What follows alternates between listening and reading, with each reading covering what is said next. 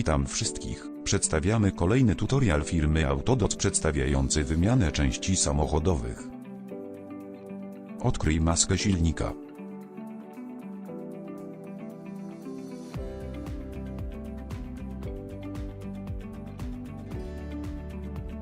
Wyciągnij filtr kabinowy.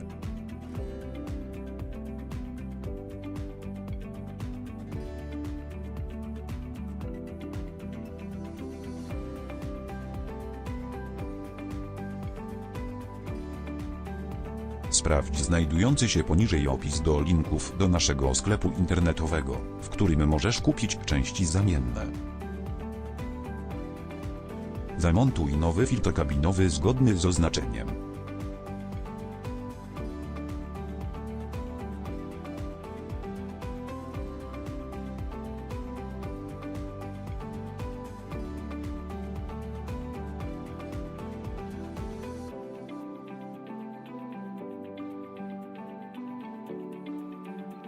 Zamknij maskę. Dziękujemy za obejrzenie naszego tutorialu. Zapisz się na kanał Autodoc i nie przegap nowych filmików. Jeśli go polubiłeś, kliknij w przycisk lubię i podziel się nim ze swoimi znajomymi. Miłego dnia.